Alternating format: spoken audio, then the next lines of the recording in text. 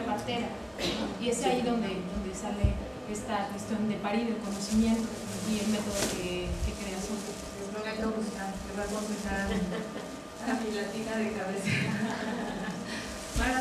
No, yo quería confirmar lo que decías, que muchas veces, por ejemplo en México, en la historia de las enfermeras, en la época prehispánica sí son muy reconocidas y son pues valoradas porque los hombres consideraban que ese trabajo era despreciable.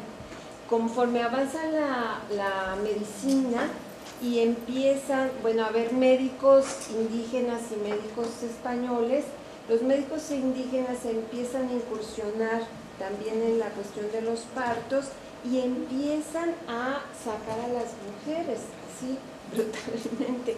Y en la medida en que se institucionaliza, como tú dices, la medicina, ellos empiezan a poner reglas para las que antes eran parteras, después enfermeras, les eliminan la práctica de la partería, que era parte de su identidad, porque ahora ya los hombres consideraban que era reconocido, prestigioso, etcétera, etcétera, y reglamentan toda una serie de prácticas, ¿no? Entonces, mucho las instituciones tienen que ver con esa eliminación o exclusión de las mujeres en los diferentes campos. Sí,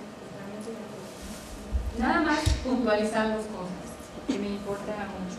Las mujeres siempre hemos tenido capacidades para desarrollar conocimientos y las mujeres siempre los hemos desarrollado. Lo que pasa es que ha habido, sí, espacios de reclusión y exclusión de ellas, que son institucionales sobre todo, y tiene mucho que ver con que es algo que también vamos a discutir, que es que el conocimiento siempre se relaciona con el poder, porque es la manera de controlar a las personas. Y como siempre ha habido una intención de controlar a las personas por grupos pequeñitos, bueno, pues una parte, y lo vivimos ahora, quitemos la educación superior, ¿no? Quitemos las universidades, eliminemos esa posibilidad, porque mientras menos gente educada tengamos, hay más posibilidades de que nadie nos responda, de que nadie nos critique, de que nadie exija sus derechos, a fin de cuentas. Entonces, es muy importante, por eso yo empecé diciendo todo este panorama de la ciencia, para un poco irnos. ¿Por qué es importante que las mujeres estemos? La pregunta es, ¿por qué no había mujeres en la ciencia? Porque ahora ya hay un poquito más, ahorita voy a llegar para allá. Entonces, bueno, en este primer territorio o este primer apartado de la historia de la participación de las mujeres en la ciencia, sí quisiera concluir con eso.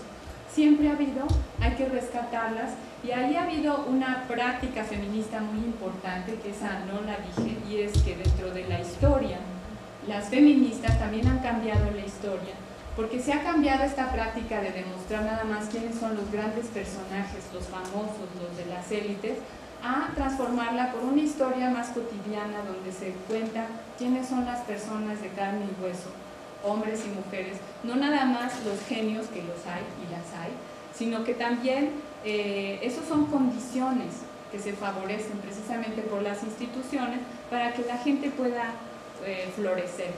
Entonces, a medida que se va institucionalizando distintos poderes, pues las mujeres van siendo excluidas, y eso es una parte importante de esta siguiente fase, digamos, que es la historia de la participación ya de las mujeres en la ciencia, en donde se ha propuesto la recuperación de nombres y contribuciones de las mujeres ya en las instituciones científicas. A ver, ¿dónde está Madame Curie? La guapa de acá, ella es Madame Curie. Y aquí les puse a dos y les voy a dejar de tarea que las busquen. Ella debe conocer a una para darles un tip. Pero bueno, ahí les tengo a dos importantes científicas. Y abajo les puse a 4 investigadoras mexicanas para que también ya vayan conociendo a nuestras científicas, porque también es muy importante dentro de estas nuevas tendencias feministas de cómo hacer la historia o la biografía de las mujeres científicas, es que se hacen autobiografías o biografías de mujeres comunes, como todas las que estamos aquí, que han optado por la carrera de la investigación como profesión. Esas son las científicas actuales, y bueno, y mostrar cuáles han sido sus tropiezos en el camino, cuáles han sido sus contribuciones. Ahí estamos haciendo varias muchas investigaciones sobre las académicas en la UNAM y en el país, estamos rescatando a muchas de ellas, y bueno, aquí les presento a 4. Ella se llama Nora Berens, es de química, colega tuya.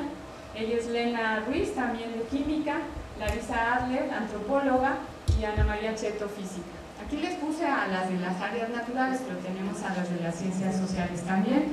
Y como comercial, y ya para terminar este bloque, estamos haciendo una investigación muy bonita que después en otro momento también podemos compartir, que es eso, hacer entrevistas con las pioneras, digamos, ahorita lo estamos haciendo en la UNAM, y lo que hacemos es entrevistarlas, y además hacemos unos videos que duran 30 minutos, que son muy divertidos porque la investigación es muy grande, hacemos muchísima entrevista y hacemos estudios de toda su vida y de su currículum, y intercalamos sus currículums con sus vidas. Y lo importante ahí es eso, mostrar cómo las mujeres académicas que han llegado a los más altos niveles en la UNAM, cómo hicieron esa carrera, cómo les fue, qué hicieron, de dónde vienen, quiénes son sus familias, a qué escuelas fueron, cómo se formaron, si tuvieron maestros que las impulsaron, qué obstáculos han tenido, y su vida personal, si se casaron, si no, si se divorciaron, si no,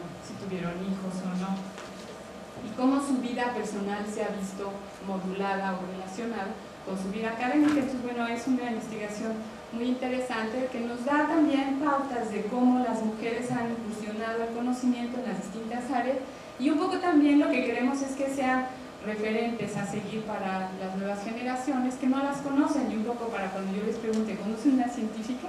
Además de decir Madame Curie, podemos decir, sí, conozco a Mara, y a todas las demás. Sí, me pasas las cosas. Bueno, y justo viene el siguiente bloque, aparte de la historia, es ¿y cuál es la participación actual de las mujeres en la ciencia? No las voy a aburrir demasiado con muchos datos porque a mí me gustan mucho, pero sí les voy a pasar una información interesante. Como yo les decía, ha habido una incorporación gradual porque las mujeres no fueron admitidas en las universidades hasta fines del siglo XIX. Fíjense que llevamos casi 4 siglos desde las brujas a nuestra época, en donde las cosas van cambiando despacito, pero van cambiando. Y como decía Mara, y les voy a poner algunos ejemplitos aquí de cómo vamos recuperando lo que se nos fue expropiado, ¿no?